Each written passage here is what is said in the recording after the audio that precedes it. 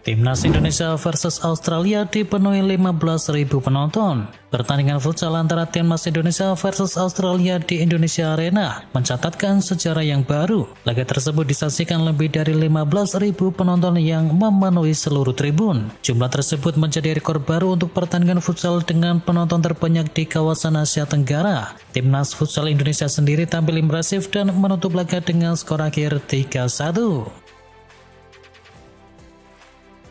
Timnas Indonesia diharap tak tergantung kepada keturunan lagi. Timnas Indonesia diharapkan tidak tergantung kepada pemain keturunan di masa mendatang. Dorongan itu disampaikan oleh penasihat Semen Padang yakni Andre Rosiade yang meminta PSSI menyiapkan bibit-bibit lokal unggul untuk jangka panjang. Sejak laga melawan Filipina pada putaran kedua kualifikasi Piala Dunia Zona Asia, skuad Garuda memang terus kedatangan pemain keturunan yang baru. Deretan pun semakin panjang, mulai dari Calvin Verdong, Martin Paes, Messi Ligers, Elano Rangers, Kevin Dix, Oli Romani, Emil Audero hingga Miliano Jonathan. Boxing Day di tahun ini hanya berhias satu laga saja. Boxing Day tradisi tersendiri di sepak bola Inggris termasuk di Premier League. Dulu semua klub berlaga pada satu hari setelah Natal dan belakangan jumlah laga itu kini berkurang. Dan kini tradisi tersebut bahkan bisa dikatakan hampir hilang. Sesuai pengumuman operator liga hanya akan ada satu pertandingan yang berlangsung di tanggal 26 Desember. Satu-satunya laga itu adalah Manchester United versus Newcastle yang berlangsung di Old Trafford di pukul 8 waktu setempat. Sisanya 7 laga berlangsung di tanggal 27 Desember dan 2 laga lainnya digelar pada tanggal 28 Desember. Messi mau lengserkan Joan Laporta dari Barcelona. Muncul kabar Lionel Messi mau terlibat dalam pemilihan presiden baru Barcelona di tahun 2026 nanti. Messi nggak mau mencalonkan diri tetapi mau menjadi lawan dari Joan Laporta. Messi bukannya jadi calon presiden sebab dirinya masih menjadi pemain di Inter Miami dan baru memperpanjang kontraknya hingga musim panas 2028. Messi dikabarkan mau mendukung calon rival dari Laporta. Belum diketahui siapa lawan dari Laporta nanti.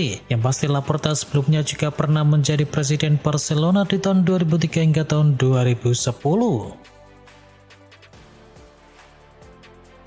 Lamine Yamal konfirmasi perpisahan dengan Nicky Nicole demi karir.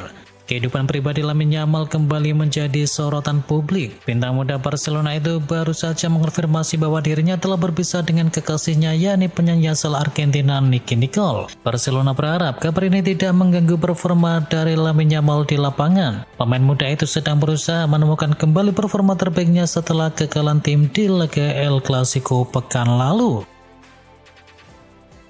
Pep Guardiola berharap Rodri bisa bantu Manchester City. Pelatih Manchester City Pep Guardiola mengonfirmasi bahwa Erling Haaland dan juga Rodri akan tersedia untuk laga melawan Bournemouth. Khususnya untuk Rodri, Pep Guardiola sangat berharap sang pemain bisa segera membantu tim. Rodri telah absen dalam 4 pertandingan terakhir karena masalah hamstring dan mengalami pemulihan yang tersendat-sendat sejak pulih dari ACL yang mengakhirinya di musim yang lalu.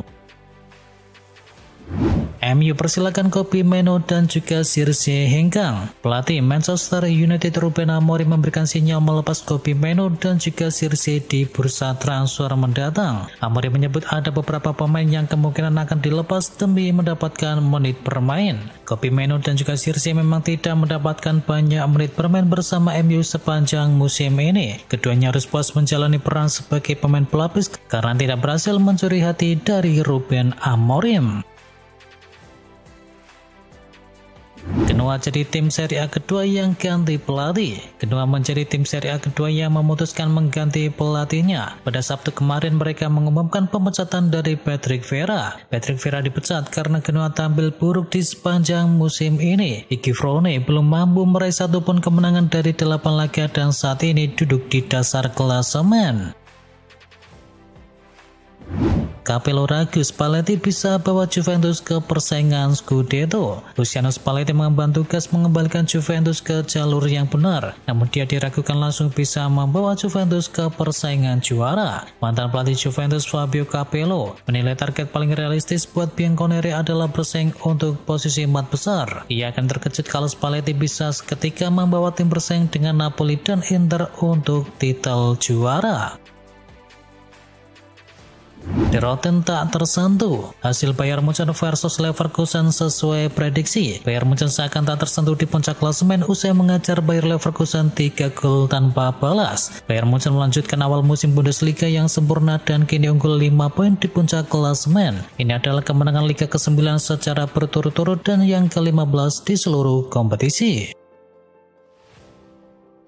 Arsenal dan Crystal Palace berselisih soal jadwal Carabao Cup. Crystal Palace berencana minta pindah jadwal perempat final Carabao Cup melawan Arsenal. Arsenal versus Crystal Palace sendiri dijadwalkan akan bertanding pada ajang Carabao Cup di tanggal 16 Desember di Emirates Stadium. Dan Tuchel sangat terbebani dengan penjadwalan tersebut. Crystal Palace bakal menjalani 3 pertandingan dalam 5 hari. Crystal Palace sendiri ingin memindahkan pertandingan melawan Arsenal ke tanggal 23 Desember. Arsenal kini kedinginan di puncak. Arsenal lagi on fire. Selain memenangi 7 laga partai terakhir di seluruh ajang, The Gunners bahkan tidak bisa dibobol oleh lawan-lawannya. Hasil ini membuat Arsenal kokoh di puncak klasemen Liga Inggris dengan koleksi 25 poin dari 10 laga, unggul 7 angka dari Bournemouth yang ada di urutan yang kedua. Dengan hasil ini Arsenal juga memperpanjang catatan apik mereka sejak bulan Oktober. Sudah 7 laga dilalui dengan kemenangan dan tak ada satu gol pun bersarang di gawang David Raya.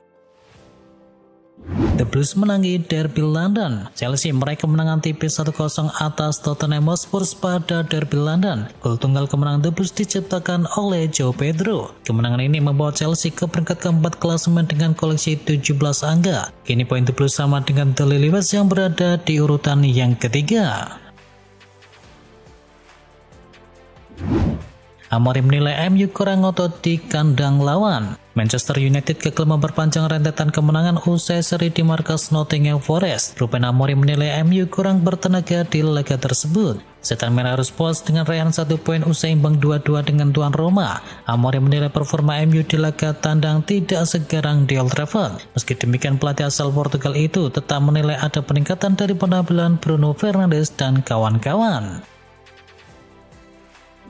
Liverpool akhirnya menang gak kebobolan juga. Liverpool akhirnya mengakhiri puasa kemenangan usai mengalahkan Aston Villa. Tak cuma menang, Liverpool juga mencatatkan clean sheet di laga tersebut. Mereka memimpin di akhir babak pertama lewat sontekan dari Mo Salah sebelum menggandakan skor lewat gol dari Ryan Gravenberch di menit ke-58 dan skor 2-0 dipertahankan sampai laga tuntas. Alhasil Liverpool berhasil menyudahi 4 kekalahan beruntun dan meraih kemenangan pertama sejak mengalahkan Everton di tanggal 20 September.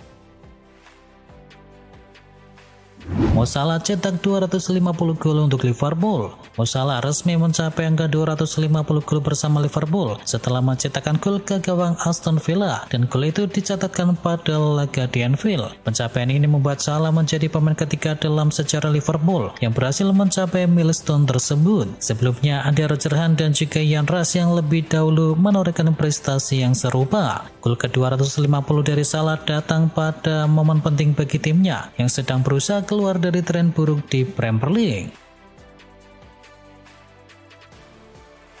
Real Madrid superior dan menang telak. Real Madrid tampil superior kalah menjamu Valencia di Santiago Bernabeu di pekan ke-11. Los Blancos menang 4-0 dan semakin kokoh di puncak klasemen. Kylian Mbappe menjadi bintang dengan torehan 2 golnya dan 2 gol tambahan lainnya diciptakan oleh Jude Bellingham dan juga Alvaro Carreras. Kemenangan ini membuat Real Madrid meraih 10 kemenangan dari 11 laga musim ini.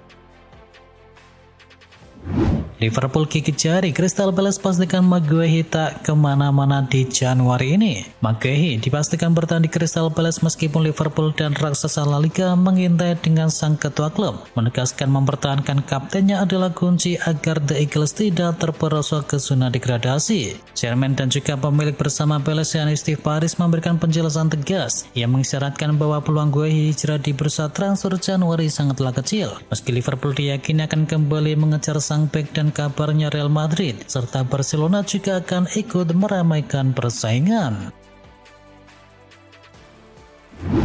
Menu dapat tawaran keluar dari Old Trafford, Napoli siap tanggung dan gaji penuh. Napoli dikabarkan akan kembali berupaya mendatangkan Kobbie Mainoo sebagai pengganti Kevin De Bruyne yang mengalami cedera di bursa transfer Januari nanti. Gelandang muda MU itu frustasi karena jarang dimainkan oleh pelatih Ruben Amorim, sementara klub Italia tersebut siap menanggung seluruh gajinya demi bisa membawa sang pemain ke kota Naples. Napoli sendiri berharap dapat segera mencapai kesepakatan sebelum jendela bursa transfer musim dingin dibuka. Jika kesepakatan tercapai, maka Mainoo berpotensi menjadi rekrutan penting bagi Conte dalam memperkuat lini tengah klub juara bertahan Serie A Italia tersebut.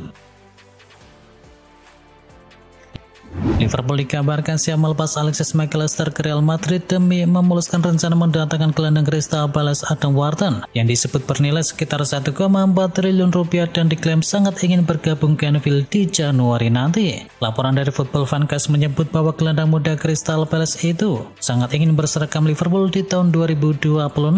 Meski sempat muncul kabar ia dibanderol 2,6 triliun rupiah, namun mayoritas menilai bahwa Palace menilai sang pemain di angka 70 juta pound sterling.